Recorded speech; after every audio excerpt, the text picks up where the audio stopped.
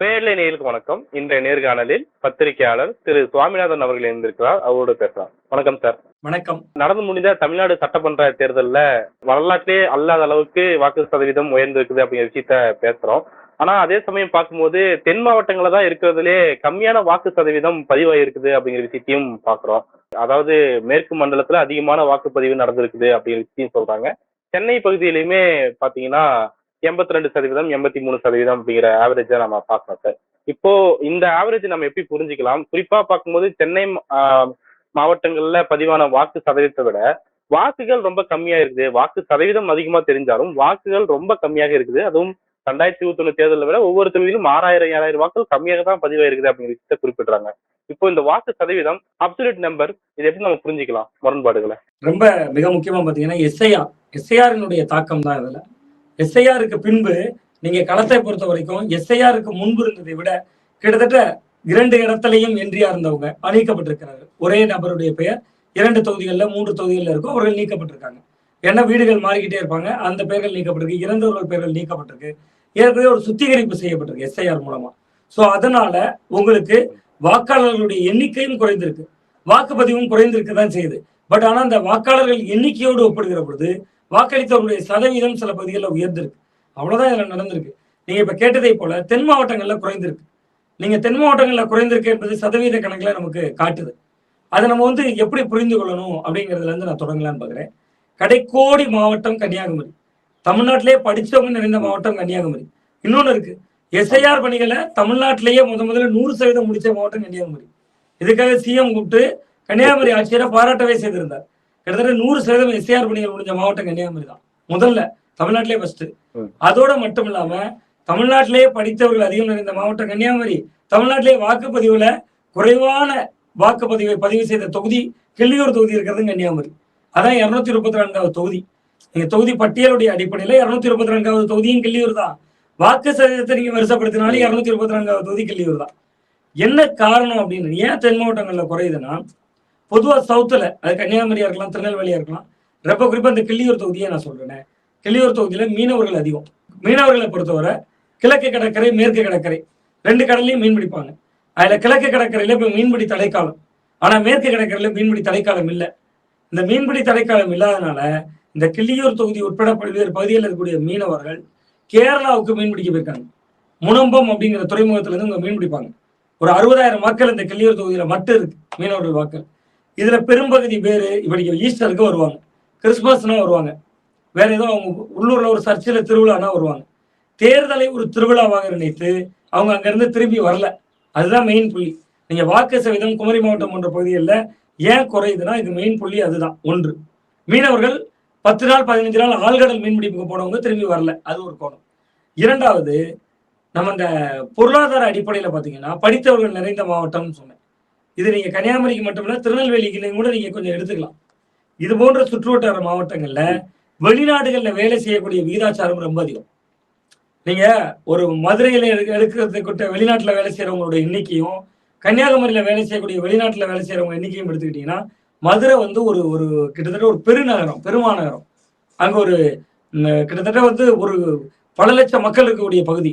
நீங்க குமரி மாவட்டத்தோட மொத்த மக்கள் தொகையை வாக்காளர்கள் எண்ணிக்கை 15 லட்சம் தான். நீங்க மதுரையில மட்டும் 15 லட்சம் பேர் இருக்கக்கூடும். அப்படிப்பட்ட பகுதிகளில் வெளிநாட்டுல வேலை செய்யறவங்களோட எண்ணிக்கையை விட கன்னியாகுமரி மாவட்டத்தில் அதிகமான பேர் வேலை செய்யறாங்க. ஸோ அப்ப அவர்கள்ல பல பேரும் வாக்களிப்பதற்காக, ஒருவேளை தாவேக்காவினர் சொல்றாங்கல்ல, ஓட்டு போடுறதுக்காக பிளைட்லாம் முடிச்சு வர்றாங்க, பறந்து வர்றாங்க, அப்படி கூட குமரி மாவட்டத்தில் இல்லையா என்னவோ, நான் இது ஒரு தரவுக்காக அதை ஒப்புமைப்படுத்த வேண்டியிருக்கு. அப்ப கிட்டத்தட்ட அந்த மாதிரி வெளிநாட்டில் வேலை செய்வர்களுடைய எண்ணிக்கை கணிசமான அளவுக்கு இருக்கிற மாவட்டங்கள் தென் மாவட்டங்கள். நீங்க தென் மாவட்டத்துல பாத்தீங்கன்னா அங்க கோடிக்கணக்கான சம்பளம் ஐடி கம்பெனில தான் வேலை செய்யறாங்கன்னு நான் சொல்லல. இங்க இருந்து அங்க போகக்கூடிய நர்ஸ் நிறைய பேர் இருக்காங்க. நீங்க உலகத்துல எந்த நாட்டுல போர் நடந்தாலும், எந்த நாட்டுல ஏதாவது பிரச்சனை நடந்தாலும் நீங்க பாத்தீங்கன்னா தெரியும், அந்த பாதிக்கப்பட்டவர்கள்ல ஒரு 2 பேராவது குமரி மாவட்ட செவிலியர்கள் இருப்பாங்க. மீட்டுட்டு வரணும் அப்படின்னு சொல்லக்கூடிய அந்த குரலை நம்ம கேட்டிருப்போம். ஸோ அதெல்லாம் சேர்த்துதான் அந்த வாக்கு சதவீதத்துல தாக்கத்தை ஏற்படுத்துது. 21 லட்சம் ஓட்டு தான் கூட பதிவாயிருக்கு. ஒட்டு மொத்தமா நீங்க பாத்தீங்கன்னா போன தடவை விட ஒரு 20 முதல் 25 லட்சமா இருக்கும்னு நினைக்கிறேன். 5 மணி நிலவரப்படி பாக்குற போது 21 லட்சமா என்னதான் இருந்தது 6 மணிப்படி. அப்ப இந்த வாக்குப்பதிவு கூடி விட்டது அல்லது குறைந்து விட்டது, அதனால ஆட்சிக்கு ஆதரவு அலை, ஆட்சிக்கு எதிரான அலை, விஜய் அலை, அப்படி எந்த அலையும் இல்லை. இந்த தேர்தலில் மக்கள் மௌனமாகத்தான் வாக்களித்திருக்கிறார்கள். நீங்களே கேட்டது போல ம். தொன்று தொட்டு தொடர்ந்து ஒவ்வொரு தேர்தலையும் புதிய வாக்காளர்கள் சேர்றாங்க. சேரும்போது ஒரு வாக்கு சதவீதம் கூடும். இன்னொன்னு எஸ்ஐஆர் நடந்திருக்கு. எஸ்ஐஆர்ல என்பது ஒரு சுத்திகரிப்பா நான் பார்க்கிறேன். இறந்து போனவர்களை எல்லாம் நீக்கிட்டீங்க. அப்ப புதிய வாக்காளர்கள் சேர்த்துட்டீங்க. 2யும் தராசுல வச்சு பாருங்க. வாக்கு சதவீதம் சில தொகுதிகளில் கூடியிருக்கும். சில தொகுதிகளில் குறையவும் செய்திருக்கிறது. அதுக்கு காரணம் இதெல்லாம் தான். இப்போ இந்த தேர்தலை பொறுத்த வரைக்கும் எந்த அலையும் இல்ல, மக்கள் சைலண்டாக வாக்களிச்சிருக்காங்க அப்படிங்கிற விஷயத்தை குறிப்பிடுறீங்க. ஆனா பொதுவா இத்தனை தேர்தல்ல பார்க்கும்போது வாக்கு சதவீதம் அதிகரித்தால் அது வந்து ஆளுங்கட்சிக்கு ஆபத்தானது அப்படிங்கிற விஷயத்தை பத்தி தொடர்ந்து பேசிட்டே இருக்கிறாங்க. அது ஒரு பக்கம் இருக்குது. இப்போ நம்ம தென் மாவட்டங்களை பொறுத்த வரைக்கும் இப்போ நீங்க சொன்னீங்க இல்லையா, பல்வேறு காரணங்களுக்காக பலரும் ஓட்டு போட வரவில்லை அப்படிங்கிற விஷயம் யாருக்கு ஆதரவாக முடியுது அல்லது யாருக்கு எதிராக முடியுதுன்னு பாக்குறீங்க? இல்ல, அதாவது வாக்களிக்க வராதவர்கள் அப்படிங்கிறது கடந்த தேர்தல்களில் இவர்கள் ஓட்டு போட்டிருக்க மாட்டாங்க பெரும்பான்மையான பேர். இப்ப நமக்கு எஸ்ஐஆருக்கு பின்பு அந்த சதவீத கணக்கு நம்ம தெள்ள பேசுபொருளா இருக்கிறதுனால இது ரொம்ப தெரியுது. நீங்க வெளிநாட்டுல இருக்கக்கூடியவர்கள், அப்புறம் மீனவர்கள் எல்லாம் கடந்த காலங்கள்ல திமுகவுக்கு ஆதரிசனையாக இருந்தவர்கள். ஏனென்னா தென் மாவட்டங்களில் இருக்கக்கூடிய மீனவர்கள் கத்தோலிக்க கிறிஸ்தவர்கள். அவர்கள் பாஜக வந்துவிடக்கூடாது என்கிற அச்சத்தின் காரணமாக, நான் அச்சத்தின் காரணமாக வார்த்தையை கோடிட்டு இருக்கிறேன். அந்த அச்சத்தின் காரணமாக திமுகவை ஆதரித்தாங்க. ஆனா இந்த முறை நான் பார்த்த மாற்றம், கடற்கரைகள்ல விசிலுக்கு அதிகமா ஓட்டு போட்டாங்க.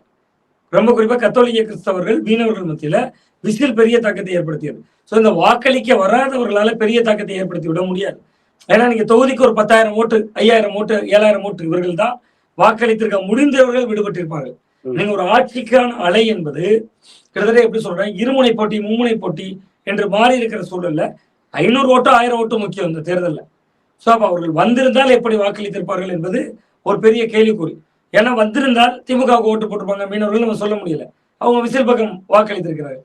ஆதவர்ஜனா ஏன் ஒரு ஆதங்கத்தை வெளிப்படுத்தினார்? நீங்க ஒரு ஓட்டு போட்டு வெளியே வந்தோடனே வாக்குப்பதிவு சதவீதம் மந்தமாக இருக்கிறதுங்கிறாரு.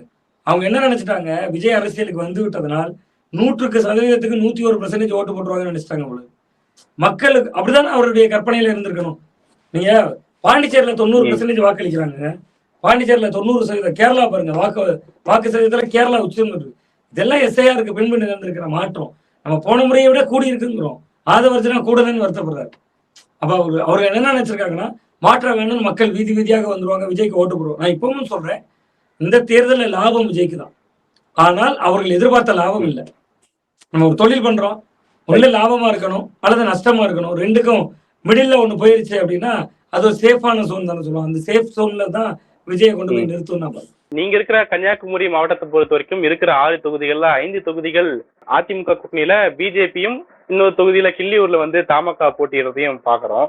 இப்ப நீங்க சொல்லபடியே மீனவர்களுடைய ஓட்டு அதிகபட்சமாக விஜய்க்கு போகுது அப்படின்னு ஒரு கணிப்பு இருக்கும்போது, அவர் வந்து அந்த ஓட்டுகளை பிரிக்கிறார் அப்படின்னும் போது அதிமுக கூட்டணிக்கு ஆதரவாக அது செயல்பட பாக்குறீங்களா, இல்ல திமுக கூட்டணிக்கு அது ஆதரவாக போகும்னு பாக்குறீங்களா? அதுதான் சொல்றேன். நீங்க விஜய் என்கிற சக்தி சிறுபான்மையினர் ஓட்டு எடுத்துருச்சு, பெரும்பான்மையினர் ஓட்டு எடுத்துருச்சு, இந்த ஜாதி ஓட்டு எடுத்துருச்சு, அல்லது இந்த சமூக மக்களுடைய ஓட்டை மொத்தமா எடுத்துருச்சு, இந்த ஏஜ் குரூப் எடுத்துருச்சு, இந்த எந்த வகைமையிலையும் அது நிக்க மாட்டேங்குது.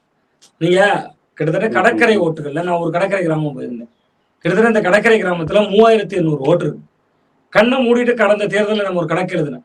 இந்த 3,500 ஓட்டுல 2,500 3,000 ஓட்டு திமுக. காரணம் என்ன? பிஜேபி பயம். அது அச்சம் தான் நான் சொல்றேன். தொடர்ந்து அந்த அச்சத்தின் காரணமா திமுகவுக்கு மட்டுமே போட்டாங்க. அதே கடற்கரை கிராமத்துக்கு நான் இந்த தேர்தலில் போறேன். எப்படி சார் ஓட்டு யாருக்கு போட்டிருக்கீங்கன்னு கிட்டத்தட்ட ஒரு சுத்தி 40 மீனவர்கள் உட்கார்ந்துருக்காங்க. வெத்தலை எல்லாம் போட்டுருக்கேன் என்ற அருமையா இருந்து பேசிட்டு இருந்தாங்க. அதுல 2,500 ஓட்டு விசிலுக்கு இருந்தது. கிட்டத்தட்ட குறைந்தபட்சம் நான் சொல்றேன். அப்ப நீங்க ஒரு 1000 ஓட்டுக்குள்ளதான் திமுக தொன்று தொட்டு எடுத்த அந்த ஓட்டுல ஏற்படுத்துது. சரி, இங்கதான் எப்படி இருக்குன்னு நேரம் அப்படியே பொன் ராதாகிருஷ்ணனோட சொந்த ஊருக்கு போறேன். நான் ஏன் பொன் ராதாகிருஷ்ணன் உதாரணத்துக்கு இருக்கிறேன்னா, கன்னியாகுமரி மாவட்டத்துல பாஜக காலுன்ற காரணமா இருந்ததே அவர் தான். அவரோட சொந்த பூத்துக்கு போறேன். அங்க கண்ணீரும் கம்பளியுமா ஒரு பூத் ஏஜென்ட் என்ற வெளியே வர்றாரு. கிட்டத்தட்ட அவர் வந்து பாஜகவுக்காக பூத் ஏஜெண்டா இருக்கிறவர். அந்த ஊரு ராஜாக்கமங்கலம் அவரோட ஊரு. அங்க இருக்கக்கூடிய பூத் ஏஜென்ட் வெளியில வர்றாரு. நான் கேட்டேன், ஆனா எப்படின்னா இருக்கு, பூத்துக்குள்ள இருந்தீங்களே, எப்படி இருக்கு, யாருக்கு ஓட்டு விடுதுன்னு கேட்டேன். தம்பி ரொம்ப பயமா இருக்கு தம்பின்னு. என்ன பயப்படுறீங்க, என்ன இது உங்க இவருக்கு கோட்டையில, பிஜேபி கோட்டையில நீங்க ஏன் பயப்படுறீங்க அப்படின்னு.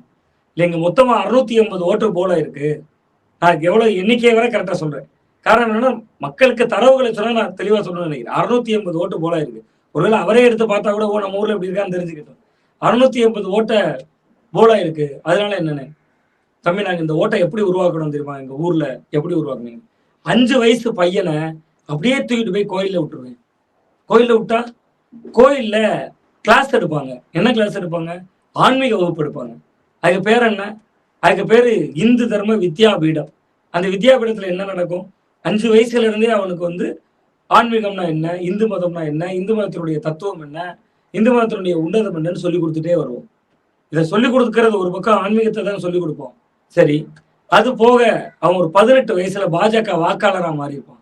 நாங்க அப்படி அவனை பால் டப்பா வயசுல இருந்து அவனை போட்டு வளர்த்து உருவாக்குன ஓட்டு தம்பி அப்படின்னு. சரிண்ணே, இந்த 680 ஓட்டுல எங்க ஊர்ல எப்பவுமே திமுக குடும்ப ஓட்டு ஒரு 50 ஓட்டு தான் எடுக்கும். மிச்சம் 600 ஓட்டுக்கு மேல நாங்க கன்ஃபார்ம் தம்பி.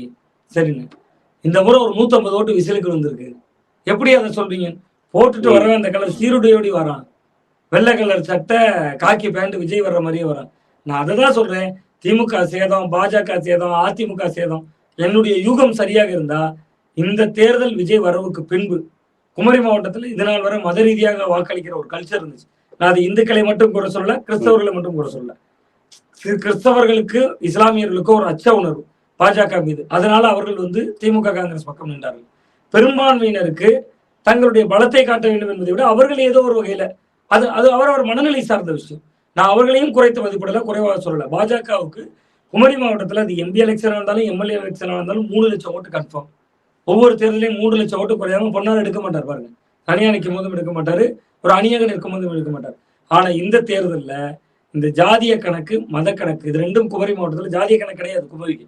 அந்த மத அரசியல் அல்லது மத கணக்கு என்பது குமரியில முற்றுப்புள்ளி வைக்கப்பட்டிருக்கு. நான் பாருங்க, கிட்டத்தட்ட அது விஜயனுடைய தாக்கம் தான். நீங்க இந்துக்கள் ஏரியாலையும் ஓட்டு வாங்க முடியுது, மைனாரிட்டி ஏரியாலையும் ஓட்ட முடியுது. ஆனா பிஜேபி கண்ண மூடிட்டு என்ன நினைக்கிறாங்க? மைனாரிட்டி ஓட்டெல்லாம் பிரிஞ்சிருக்கு, ஸோ நம்ம ஜெயிச்சிருவோம். இப்ப சொல்றாங்க நண்பர்கள், நான் கடந்த ஒரு 3 மாதமா நான் சொல்லிட்டு இருந்தேன், அவங்க ஓட்டு 2 ஓட்டு பிரியுதுன்னா உங்க ஓட்டு 3 ஓட்டு பிரியுது, அது உங்களுக்கு தெரியவே இல்லை, நீங்க வந்து அதை வந்து ஒரு தெரியாம மதிப்பீடு செய்றீங்கன்னு. இப்ப சொல்றாங்க எங்க பூத்துல 150 ஓட்டு வாங்கிருச்சு, எங்க பூத்துல 100 ஓட்டு வாங்கிருச்சு அப்படிங்கிறாங்க. ஸோ இதுதான் இந்த தேர்தல்ல மைய புள்ளி அப்படின்னு நான் பாக்குறேன். விஜயால் ஒரு நல்லது நடந்திருக்குன்னு நான் பாக்குறேன். உங்களுக்கு அந்த மதவாத அரசியல் அல்லது ஒரு ஜாதிய அரசியல், பல ஜாதி கட்சிகள் முடிய போகுது வர தேர்தல். நீங்க ஜாதிய கட்சிகள் அப்படின்னு அதை குறைத்து மதிப்பிடல. சில கட்சிகள் வந்து அவர்களுக்கான இருப்பை உறுதி செய்வதற்காக, அவர்களுக்கான இருப்பு என்பதை விட அந்த மக்களுக்கான அடித்தள வாழ்வியலை உறுதி செய்வதற்காக வந்த அமைப்புகள் தான். இருந்தாலும் ஜாதியை முன்னிறுத்தி இயங்கக்கூடிய எந்த கட்சிகளுக்கும் நீங்க இடம் இல்லைங்கிறதையும் விஜயனுடைய வருகை காட்டுது. திமுக, அதிமுக, தாவேகா என்பது பல தொகுதிகள்ல மும்முனை போட்டி தான். நம்ம ஏற்கலாம், ஏற்காம போலாம். நீங்க 40,000 ஓட்டு ஒரு தொகுதியில வாங்கக்கூடியவரை ஜெயிக்கிறதுக்கு 75,000 ஓட்டு தேவை. மும்முனை போட்டியில 80,000 ஓட்டு தேவை. நீங்க ஒரு 35,000 ஓட்டு ஒருத்தர் கிராஸ் ஆகிற வரை எப்படி உதாசீனப்படுத்த முடியும்? மும்முனை போட்டி தான் நான் பார்க்குறேன். ஸோ அதனால விஜய் ஃபேக்சுவல் வந்து திமுகவுக்கு ஒரு பலத்த சேதத்தையும் அதே அளவுக்கு எதிர்பார்க்காத சேதத்தை பாஜக, அதிமுக தரப்புக்கும் கொடுக்குது. நீங்க மேற்கு மண்டலத்துல ஓட்டு சதவீதம் அது கூடுதல்ல, கூடுறது அதிமுகவை பாதிக்கும். நீங்க எந்த இடத்துல யார் வலிமையாக இருக்காங்களோ அவங்க கையை பிடிச்சுதான் தாவே கை இழுக்கும். எனக்கு 100 ரூபா தேவை இருக்கு, எனக்கு 100 ரூபா தேவை இருக்கு, நான் சந்தோஷத்தை வந்து 100 ரூபா கடன் கேட்கிறேன். உங்கள்ட்ட 110 ரூபா இருந்தா தான் எனக்கு 100 ரூபா தர முடியும். உங்கள்கிட்ட 50 ரூபா தான் இருக்கு. 50 ரூபா இருக்கிறவட்ட 100 ரூபா தாங்க, 100 ரூபா தாங்கன்னா எப்படி தருவீங்க? அப்ப மேற்கு மண்டலத்துல அதிமுக ஓட்டு இருக்கு, அங்க ஓட்டு சதவீதம் கூடுச்சுன்னா அதிமுக ஓட்டு தானே அவர் எடுப்பாரு. தென் மாவட்டத்துல விஜய் உடைய அதிமுகவோட திமுக வலுவா இருக்கு, காங்கிரஸ் வலுவா இருக்கு. அப்ப காங்கிரஸ் கட்சி தானே ஓட்டு எடுப்பாரு. நான் இப்ப சொல்றேன், தேர்தலுக்கு அப்புறம் 4ஆம் தேதிக்கு அப்புறம் இதை பேசுவோம். தமிழ்நாட்டிலேயே காங்கிரஸ் கட்சி வலுவா இருக்கக்கூடிய கோட்டை கிள்ளியூர் தொகுதி, ஓட்டு சதவீதம் குறைவான தொகுதி. கடந்த தேர்தலில் அங்க காங்கிரஸ் சட்டமன்ற குழு தலைவர் ராஜேஷ்குமார் 56,000 ஓட்டு தேசத்துல ஜெயிக்கிறார், 55,000 ஓட்டு தேசத்துல ஜெயிக்கிறார். இந்த முறை 17,000 ஓட்டு தேசத்துல ஜெயிக்கிறார். அப்ப இடையில இருக்கிற 40,000 ஓட்டு பிஜேபி எடுத்துச்சு, விசில் ஊதி இருக்குங்க, கடற்கரை கிராமங்கள்ல ஊதி இருக்கு. அப்ப நீங்க இப்படிதான் அதை பொருத்தி பார்க்கணும். 55,000 ஓட்டு வித்தியாசத்துல ஜெயித்தவரை 20,000 ஓட்டோ 15,000 ஓட்டுக்கோ அது இறக்கி விடுங்கன்னா, ஏற்கனவே 20,000 ஓட்டு 10,000 ஓட்டுல ஜெயிச்சிருக்காங்க, அந்த தொகுதிகளில் என்ன முடிவாகும்? இன்னொரு தரவு சொல்றேன், 2021 சட்டமன்ற தேர்தலில் 5,000 ஓட்டுக்கு கீழே திமுக ஜெயிச்ச தொகுதிகள் மட்டும் 23 தொகுதிகள். எத்தனை முனை போட்டி? ஓபிஎஸ் உள்ள இருந்தாரு, டிடிவி தனியா நிக்கிறாங்க, சசிகலா வெளியேற்றப்பட்டிருக்காங்க, 10.5% இடஒதுக்கீடு, முக்குளத்தோர் எதிராக இருக்காங்க. இத்தனைக்கு பின்பும் 5,000 ஓட்டுக்கு கீழே ஜெயிச்ச தொகுதிகள் 23. அப்படியே அதிமுகவுக்கு பொறுத்துங்க, இவ்வளவு பிளவுகளுக்கு பிறகும் 5,000 ஓட்டுக்கு கீழே அதிமுக ஜெயிச்ச தொகுதிகள் 16ன்னு நினைக்கிறேன். அவ கிட்டத்தட்ட ஒரு 30 தொகுதிகளுக்கு மேலான முடிவுகள் 5,000 ஓட்டு கீழே வந்திருக்கு. அன்னைக்கு மெயின் ஃபோர்ஸ் இல்ல, இன்னைக்கு விஜய் உள்ள வந்திருக்காரு. தொகுதிக்கு 30,000 ஓட்டு குறையாம அவர் எடுக்கிறாருன்னு நான் கணிக்கிறேன். குறைந்தபட்சம் 80 லட்சத்துல இருந்து அதிகபட்சம் 1 கோடி வரைக்கும் வரலாம். அப்ப நீங்க ஜெயிப்பார்கள் என்று நினைக்கிற வேட்பாளர் தோப்பாரு, தோப்பார் என்று நினைக்கிற வேட்பாளர் ஜெயிப்பார். இதுல விஜய்க்கு லாபம் இல்லை. விஜய் வந்து ஒரு சேதம் ஏற்படுத்துறவர். அந்த சேதத்தை எப்படி ஏற்படுத்துவாங்கன்னு நான் சொல்றேன். நிலநடுக்கம் சொல்லுவோம் ரிக்டர் அளவுல 2.5 ரிக்டர் அளவுல நிலநடுக்கம் வந்துச்சுன்னா லைட் அப்படி குழுங்கும், அவ்வளவுதான். இது வந்து இந்த சுனாமி வந்துச்சுல அந்த மாதிரியான ஒரு நிலநடுக்கம், கடலுக்கு அடியில வரப்போற நிலநடுக்கம். இந்தோனேசியா கடலுக்கு கீழே நிலநடுக்கம் வந்துச்சு, கன்னியாகுமரியில கடல் பொங்குச்சு. அது மாதிரிதான் இந்த விஜய் கட்சியினுடைய தாக்கம். அவர் வந்து பல ஊருக்கு போல, பிரச்சாரம் பண்ணல, பேசல. பட் இது வந்து ஒரு, நான் என்ன கேட்டா ஒரு அரசியல் அபாயம். இதை வந்து நான் ஒரு பொலிட்டிக்கலா இது வந்து ஒரு சுனாமின்னு தான் நான் பாக்குறேன். கிட்டத்தட்ட ஒரு சேதம் தான். நீங்க சுனாமி என்ன செய்யும்? நல்லது செஞ்சிருப்போமா? நான் சொல்றேன் எல்லாமே பேரிடரோடு தான் வைப்பேன். எங்கேயாவது பேரிடர் நல்லது செஞ்சிருப்போமா? வந்துச்சு, பேரிடர் வந்துச்சுங்க. வாராது வந்த மாமணி தமிழ் இலக்கியத்துல வாராது வந்த பேரிடர் வந்துச்சுங்க. வரும்போது எங்க இருந்தோ தங்கத்தை வைரத்தை அள்ளி கொண்டு வந்து வீடெல்லாம் கொட்டிட்டு போச்சு. இல்ல வரும், வயநாட்டுல பாத்தீங்கன்னா சேரையும் மணலையும் அள்ளி கொட்டிட்டு போச்சு. அது மாதிரி அரசியல் கட்சிகளுக்குள்ள பல பிளவுகளை ஏற்படுத்தும். ஒரு எதிர்பார்க்காத அளவுக்கு ஒரு பெரும் சேதத்தை விஜய் தருவார். பட் என்னுடைய யூகம் சரியாக இருந்தா திமுகவால ஒரு கூட்டணியாக ஆட்சி அமைக்க முடியும் அப்படின்னு நான் பாக்குறேன். வடக்கு பகுதியை பார்க்கும்போது சென்னை மாவட்டங்கள்ல அதிகமான வாக்கு சதவீதம் பதிவா இருக்கிறதா பார்க்க முடியுது. இப்ப பொதுவாவே ஒரு கருத்து இருக்கிறது என்னன்னா, இப்ப நாடாளுமன்ற தேர்தலையும் பேசினாங்க, நகர்ப்பகுதியில் வந்து அதிகமா ஓட்டு விழுறது கிடையாது அப்படின்னு சொல்லி. ஆனா சென்னையில பார்க்கும்போது மொத்த வாக்காளர்கள்ல ஒரு 4 லட்சம் பேர் தான் வாக்களிக்கல. இது எல்லாமே வாக்களிச்சிருக்கிறதா பார்க்க முடியுது. அதை பாசிட்டிவ் சைனா பாக்குறீங்களா இல்ல எப்படி பாக்குறீங்க? இல்ல, 4 லட்சம் என்பது மொத்த வாக்காளர்களில் 4 லட்சம் பேர் வாக்கை அளிக்கவில்லை என்பது வந்து ஒரு அபாயகரமானதான் நான் பாக்குறேன். ஏன்னா ஒரு தொகுதிக்கு 2.5 லட்சம் ஓட்டுன்னு வச்சுக்கோங்க, ஒரு 2.25 லட்சம் ஓட்டுன்னு வச்சுக்கோங்க. கிட்டத்தட்ட 2 சட்டமன்ற தொகுதியில ஓட்டே போடலைன்னா அந்த எண்ணிக்கையில் அது 4 லட்சம் என்பது. அப்ப தேர்தல் ஆணையம் இவ்வளவு விழிப்புணர்வு ஊட்டி, அரசியல் கட்சிகள் இந்த அளவுக்கு பரப்புரை செய்து, சிஎம் தொடங்கி, எதிர்கட்சி தலைவர் தொடங்கி, விஜய் தொடங்கி, சீமான் தொடங்கி, அனைத்து அரசியல் கட்சிகளும் வீதி வீதியாக பரப்புரை சென்றோம். அதெல்லாம் என்னன்னே திரும்பி கூட பார்க்காத ஒரு 4 லட்சம் பேர் நம்மோடு தான் வாழ்கிறார்கள் என்பது ஒரு அரிதிலும் அரிதான ஒன்று தானே. ஸோ அந்த இடம் வந்து ஒரு ஆபத்தான இடம் தான். நம்ம நீங்க ஒரு விடுமுறை நாள் இல்ல, அது வந்து ஒரு ஜனநாயக கடமையாற்ற வேண்டிய ஒரு நாள். நீங்க ஒண்ணுமே இல்லை, டிவியை போட்டா காலைல அஜித்குமார் முதல்ல கோட்டு சுட்டோடி வர்றாரு. வெயில் எவ்வளவு கலக்குது, வெயில் எவ்வளவு தலையை பழக்குது, அவர் ஏன் கோட்டு சுட்டோட வரணும்? அப்ப நான் வந்து கிளம்பி வரேன், இதுக்காக நான் மெனக்கெட்டு வரேன்னு காட்டுறது. ஏன் ஒரு பர்மடாஸோட அஜித் வைக்கோல யாரு என்ன கேட்க போறாங்க? பர்மடாஸோட உள்ள போக கூடாதா? ஒரு கைலியோட சாரத்தோட உள்ள போக கூடாதா? அப்ப ஜனநாயக கடமையாற்ற ஒரு அஜித்தே இவ்வளவு மெனக்கெடுகிறார். அவ அந்த மெசேஜ் எதுவுமே மக்களுக்கு கடத்தப்படலையே. நீங்க விஜய் வந்துட்டா மாற்றம் வந்துடும், அந்த 4 லட்சம் பேர் வந்துருவாங்க, ஆதவர்ஜன எதிர்பார்த்தனால தான் நம்ம பேட்டியை கொடுக்குறாரு. ஸோ அப்ப விஜய் என்பது கூட ஒரு தாக்கத்தை ஏற்படுத்தாத சூழல்ல பெருநகரங்களே இருக்கு. ஆனா நம்ம என்ன பேசுறோம்?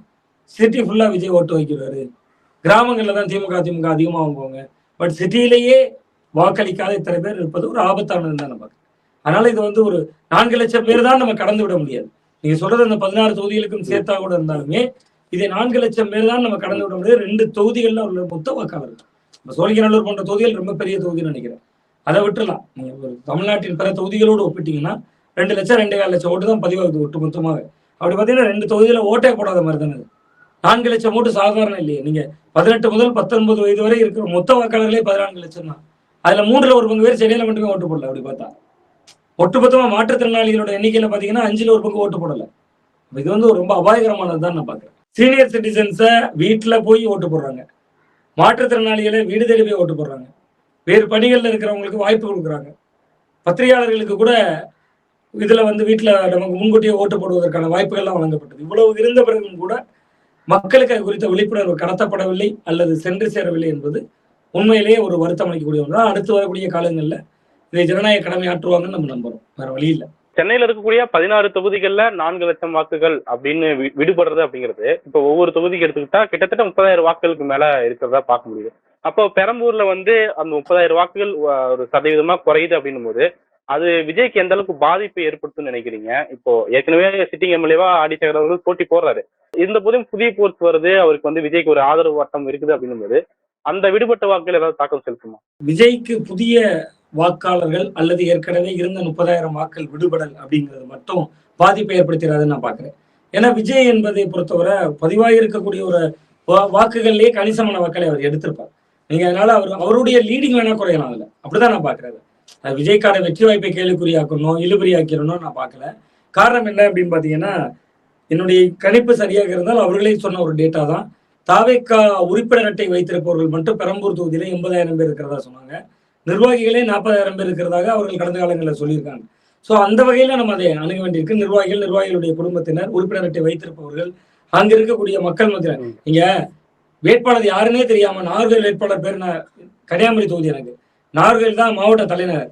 அங்க தாவேகா சார்பில் நின்னவர் யாருன்னு எனக்கு இப்ப எழுப்பி பேரை கேட்டீங்கன்னா கூட எனக்கு பேர் தெரியல, பேர் வாயில தெரியல, டக்குன்னு வரமாட்டுது. பட் அவர் 40,000 ஓட்டு எடுக்க போறாரு. இப்ப விஜயே நிக்கிறப்ப விஜய்க்கு ஒரு தாக்கம் இருக்கதான் என்ன செய்யும். நான் சொல்றது, நான் மாவட்ட களத்துல இருக்கக்கூடிய செய்தியாளர்கள்ல நீங்க திடீர்னு எழுப்பி ஒரு மாவட்டத்துல 10 தொகுதி 8 தொகுதி 6 தொகுதி எல்லாம் இருக்கும், திமுக வேட்பாளர் அதிமுக வேட்பாளர் டக்குன்னு சொல்லுங்கன்னா சொல்லிடுவாங்க, நாம் தமிழர் வேட்பாளர் கூட சொல்லிடுவாங்க. உங்க மாவட்டத்தில் இருக்கிற 6 தொகுதியில விஜய் கட்சி வேட்பாளர் பேரை சொல்லுங்க. நான் செய்தியாளர்கள்ட்டே சொல்றேன், நமக்கே அவ்வளவு குழப்பம் வருது. இவரா அவரா இருப்பாரா பேர் எல்லாமே புதிய பெயர்கள், பரிச்சயமே இல்லாதவங்க, ஊடகத்தோட தொடர்புலே இல்லாதவங்க. நீங்க ஒரு அதிமுக திமுக மாவட்ட செயலாளர் அல்லது அமைச்சர் அப்படி இருக்கிறவங்க ஏதோ ஒரு வருஷத்துல ஏதோ ஒரு தற்செயல் நிகழ்வாவோ ஏதோ ஒரு விதமாவோ நம்மளுக்கு அவங்களுக்குமான ஒரு தொலைபேசி உரையாடல் நடந்திருக்கும், ஏதோ ஒரு நியூஸை பார்த்துட்டு பாராட்டியிருப்பாங்க, அல்லது சார் இப்படி தப்பா எழுதிட்டீங்க சார் சொல்லியிருப்பாங்க. இங்க தாவேக்கால அந்த மாதிரியான எந்த லோக்கல் கனெக்ட் கிடையாது ஜெர்னலிஸ்டுகளோடய யாரோடையுமா. ஆன பின்பும் கூட இவங்களே 30,000 40,000 ஓட்டு எடுக்க முடியுதுன்னா அந்த கட்சியினுடைய தலைவரே நிற்கிற பொழுது அது பெரிய தாக்கத்தை தான் ஏற்படுத்தும். அதனால வாக்கு சதவீதம் என்பது குறைந்திருப்பது பெரம்பூர்ல அப்படிங்கிறது, வாக்காளர்கள் குறைந்திருப்பது என்பது விஜயனுடைய வெற்றி வித்தியாசத்துல தான் குறையும். அதனால அது விஜய்க்கு லாபமாக தான் இருக்கும்னு தான் நான் பாக்குறேன். அவருக்கு நஷ்டம்னா இன்னும் கொஞ்சம் மார்ஜினை காட்டுற இடத்துல தான் அவருக்கு குறைந்திருக்கும்னு பாக்குறேன். நீங்க முன்னாடி சொல்லியிருந்தீங்க சார், கன்னியாகுமரி பொறுத்த வரைக்கும் அந்த மதம் சார்ந்து வாக்களிப்பது அப்படிங்கிறது முற்றுப்புள்ளி வைக்கப்படுகிறது அப்படின்னு சொல்லி.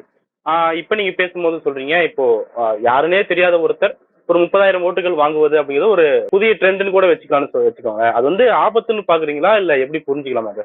இல்ல, அது ஜனநாயகத்துக்கு ஆபத்தா இருந்தாங்க. நல்ல ஜனநாயகத்துக்கு அது ஆபத்து தானே. களத்துல இருந்து வேலை பார்க்கக்கூடிய வேட்பாளர் ஒருத்தர் இருப்பாரு சார். அதாவது அரசியல் சாதாரணம் கிடையாது. நீங்க திடீர்னு ஒரு ஆளை கை காட்டுவாரு, அவருக்கு அவ்வளவு பேர் ஓட்டு போட்டுருவாங்க அப்படிங்கிறது ரொம்ப ஆபத்தானது. நீங்க உங்க தொகுதியில் நிற்கக்கூடிய வேட்பாளருக்கான தகுதின்னு ஒண்ணு இருக்குல்ல, குவாலிபிகேஷன். அதுக்காண்டி தாவே கலக்கிறவங்க தகுதியற்றவர்கள் நான் சொல்லல. திமுக அதிமுக மண்ணோடு மக்களோடு உழைச்சிருக்காங்க. நான் 2 கட்சிக்கும் சொல்றேன். ஏதோ ஒரு வகையில மக்களோட கனெக்ட்ல இருப்பாங்க, மக்களோட பிரச்சனை தெரியும், வலி தெரியும், வேதனை தெரியும். இது தியேட்டரை கைப்பற்ற தெரியும். Must show. நாளைக்கு சட்டமன்றத்துல போய் சீட்டை பார்த்தோன்னா உங்களுக்கு எப்படி இருக்கும்னா, ஒருவேளை சிஎம்மா விஜயில உட்கார்ந்தாருன்னா ஓகே, 234 சீட்டு இங்க இருக்கு, நமக்கு தியேட்டர்ல 990 சீட் இருந்துச்சு, இங்க அதுல 3ல ஒரு பக்கம் தான் சீட் இருக்கு, சீட்டை வேணா கொஞ்சம் கூட்டுங்கன்னு சொல்லிடக்கூடாது. உங்களுக்கு முதல் முறை வெற்றி என்பதே ரொம்ப அபாயகரமானது. இவ்வளவு ஓட்ட பெறுறது அபாயகரமானது. நீ இவ்வளவு ஓட்ட வாங்குறது பிற கட்சிகளுக்கு அச்சம் தரலாம். பட் உங்களோட உழைப்புன்னு ஒண்ணு இருக்குல்ல. இன்னுமே விஜய் என்னங்க உழைத்தாரு இந்த தேர்தலில்? நான் மாற்றம் என்கிற அடிப்படையில் விஜயை மக்கள் ஆதரிப்பதை குறை சொல்லல. ஆனா அவர் அதற்கு உழைப்பு என்பது குறையாக இருக்குங்கிறேன். ஒரு நாள் விட்டு ஒரு நாள் ஸ்கூலுக்கு வர பசங்க நம்ம கூட படிச்சிருப்போம். ஒரு நாள் ஸ்கூலுக்கு வருவான், அடுத்த நாள் வயிற்று வலிக்குதுமா தெரியுது, அடுத்த நாள் எனக்கு தலைவலி வரலம்பா, டெய்லி லீவ் லெட்டர் கொண்டு வருவான். அதே மாதிரி தேர்தல் பரப்புரை நேரத்துல கூட ஒரு நாள் விட்டு ஒரு நாள் தான் வந்தார். கன்னியாகுமரியில நான் போய் பார்த்தேன், விஜய் வர்றாரு எப்படி இருக்குன்னு போனேன். கன்னியாகுமரியில இருந்து அப்படியே கிழக்கு பக்கமாக திரும்பி வணக்கம் காரைக்குடின்னு, காரைக்குடியில அன்னைக்கு பேசலங்கிறதுக்கு கன்னியாகுமரியில இருந்து வணக்கம் சொல்றாரு. வணக்கம் காரைக்குடின்னு 200 கிலோமீட்டருக்கு அங்க உள்ள ஊருக்கு 250 கிலோமீட்டருக்கு இந்த பக்கம் வணக்கம் சொல்றாரு. ஆனா நம்ம அதை பிள்ளையா பாக்குறோம். அடுத்த நாள் பார்த்தா காரைக்குடியில இருக்கக்கூடிய நண்பர் தினேஷ்னு ஒருத்தர் பாக்குறேன், வாட்ஸ்அப்ல ஸ்டேட்டஸ் வச்சிருக்காரு, வணக்கம் காரைக்குடி, தலைவர் காரைக்குடியை கைவிடலன்னு போட்டிருக்காங்க. வணக்கம் காரைக்குடின்னு சொல்றதா காரைக்குடியை கைவிடாதது? பாவம், அந்த மண்ணுல கிட்டத்தட்ட மக்களுக்காக போராடி மாற்றம் ஈற்றம் சொல்லி நிக்கிற சீமான் நிக்கிறாரு, அது மறந்துட்டான். தேர்போகி பாண்டி அமமுக இருக்கிற பொழுதே அவரு கடந்த தேர்தலில் தனிச்சிருந்தே 30,000 ஓட்டுக்கு மேல எடுத்தாரு. அந்த தொகுதியில போன தேர்தலில் என்ன படிச்ச கச்சிராஜா நீ மருத்துவமனையில இருந்த கருத்தை அவரை பத்தி அப்டேட் எதுவுமே நமக்கு தெரியல. அப்படி ஒருத்தர் இருந்தாருங்கிறதே மறந்துட்டான் மக்கள். அங்க மாங்குடி காங்கிரஸ்காரரு, பாசிக்கு ரொம்ப க்ளோஸ், பாசி சம்பரத்துக்கு, அந்த மாங்குடி செஞ்ச ஒர்க்கெல்லாம் மறந்துட்டான். வணக்கம் காரைக்குடின்னு விஜய் சொன்ன அந்த ஒரு வார்த்தையை வச்சுட்டு அவன் கீழே போட்டிருக்கான், தலைவர் காரைக்குடியை கைவிடலன்னு வச்சிருக்கான். அப்ப மக்கள் மனதுல அவரை உச்சாணியில் வைத்து கொண்டாடுகிறாரு. நம்ம ஜேர்னலிஸ்டா அது சரியா தப்பா என்பது நம்முடைய விமர்சன பார்வை. மக்கள் மன்றத்துல விஜய்க்கு ஒரு மாசம் இருக்கான இருக்கு. இப்ப நான் கூட இன்னைக்கு போய் அஜித்தோட அமர்கலம் படம் பார்த்துட்டு வந்தேன். ரீரிலீஸ் ஆயிருக்கக்கூடிய அமர்கலம் படத்தை பார்த்துட்டு வந்தேன். 1999 வந்த படம். அப்ப 9ஆம் கிளாஸோ 8ஆம் கிளாஸோ படிச்சு அஜித்தோட 25வது படம் திரும்பி ரீரிலீஸ் ஆயிருக்கு. 25 வருஷம் கழிச்சு, 1999 வந்து 26 வருஷம் கழிச்சு வந்திருக்கு. நேற்று அஜித்குமார் சாலினிக்கு கல்யாண நாள். சரி, அப்ப நான் அந்த ஓட்டி அந்த படத்தை ரிலீஸ் பண்ணாங்க. மே 1 பில்லா படம் வருது. நம்ம 2யுமே பாக்குறோம். அது சினிமா ரசிகர் மோகம். 25 வருஷத்துக்கு முன்னாடி 9ஆம் கிளாஸ் படிக்கிறப்ப அப்பாட்டையும் அம்மாட்டையும் படத்துக்கு கூட்டு போகணும்னு சொன்னா கூட்டு போற பருவமா இருந்திருக்காது. ஸோ இன்னைக்கு திரும்பி வருது, சரி போய் பார்ப்போமேன்னு பாக்குறோம். 25 ஆண்டுகள் கழித்து கூட நம்ம அன்னைக்கு எந்த படத்தை ரசிச்சோமோ அந்த படத்தை கூட திரும்பி போய் பார்க்குறோம், தேட்டர்ல செலவு பண்ணி பார்க்குறோம். அது ரசிக மனநிலை. ஆனா அந்த ரசிக மனநிலை என்பது தொண்டன் மனநிலையா மாறணும்ல. அந்த அந்த மாற்றமே நடக்காம ஒரு தேர்தலே முடிஞ்சு போச்சுங்கிறேன். ரசிக மனநிலையில இருக்கக்கூடியவன் இதான் ரசிக மனநிலை. இப்ப நான் சொல்றது எனக்கு அரசியல் பார்வை வேற ஒன்றாக இருக்கலாம். நான் திமுக ஓட்டு போடலாம், அண்ணா திமுக போடலாம், ஏன் தாவைக்காக்கே போடலாம், பிஜேபி போடலாம், காங்கிரஸ் போடலாம். பட் ரசிக மனநிலை என்பது அன்னைக்கு நம்ம ரசிச்சோம், அந்த நடிகரோட படம் திருப்பி வந்திருக்கு, ரசிக்கிறோம். அன்னைக்கு நம்ம பார்த்தோம், அந்த நடிகர் நேர்ல வர்றாரு, நம்ம ஊருக்கு வர்றாரு, நம்ம மாவட்டத்துக்கு வர்றாரு, பார்க்கலாம். பட் அது ஓட் கல்ச்சர்ல அப்படியே இடம் இருந்திருக்குன்னா அவன் தொண்டனா டைனமிக் மாறி இருக்கணும். பட் அந்த மாற்றம் நடக்காமலே அடுத்தடுத்த கட்டங்களுக்கு அது நகர்வது ஆபத்து. நீங்க தொண்டர்களாக அவர்களும் மாறணும், தாவேக்கா வேட்பாளர்களும் மாறணும், தொண்டர்களுக்கான தலைவனாக விஜயும் மாறணும். பிரச்சாரம் பண்ணும்போது வண்டியில கூட ஏத்தனவன் விஜயகாந்த் உடல்நிலை சரியில்லாம இருந்தாரு. அந்த நேரத்துல கூட பக்கத்துல தன்னோட வேட்பாளர் ஏற்றி மண்டையிலேயாவது கொட்டுனாரு. அன்னைக்கு இந்த ஊடகங்கள் தான் அதை மிகையா காட்டி அவரை காலி பண்ணாங்க. மண்டையில வேட்பாளரை மண்டையில அடிச்சுட்டாரு அப்படின்னு. ஸோ அப்படி அவர் அவ்வளவு ஜனநாயகவாதியா இருந்தார்ல விஜயகாந்த். பட் இது என்னன்னா, விஜயகாந்த் ஏற்படுத்திய தாக்கத்தை விட 2.5 மடங்கு அதிக தாக்கம் விஜய் ஏற்படுத்துவார். 20% கிராஸ் ஆவார். பட் அது வந்து அபாயகரமானதான். நீங்க உழைச்சு வேலை செஞ்சு மேல வர்றது வேற. நாம் தமிழர் வேட்பாளர்கள்லாம் பாவங்க, நிறைய நண்பர்கள் அதுல நிக்கிற நண்பர்கள் எனக்கு தெரியும். 13 மாசம் ஆச்சு வேட்பாளர் அறிவிச்சு. 13 மாசத்துக்கு முன்னாடி அறிவிக்கப்பட்ட வேட்பாளர்கள் 13 மாசமா அவன் கனிமவள கொள்ளையை தடுக்கேன்னு போராடி இருக்கான். அந்த பிரச்சனை இந்த பிரச்சனை திமுகவுக்கு எதிராக அவ்வளவு குடைச்சல் கொடுத்துருக்கான். திமுகவுக்கு எதிராக பயங்கரமா குடைச்சல் கொடுத்து களத்துல இருந்த வேட்பாளர்களை சொல்றேன். அண்ணா திமுகவோட நாம் தமிழர் நல்லா களமாட்டாங்க, நிறைய குடைச்சலை கொடுத்து வச்சாங்க. நேற்று ஒரு வேட்பாளர்கிட்ட பேசுறேன், நாம் தமிழர் வேட்பாளர்கிட்ட நல்ல களமாடி வச்சிருந்தேன். உள்ளூர் எம்எல்ஏ மேல வெறுப்பு வர்ற மாதிரி மக்களுக்கு எதிராக டெய்லி நான் பதிவு போட்டிருந்தேன், போஸ்ட் போட்டிருந்தேன், எல்லாம் பண்ணியிருந்தேன்.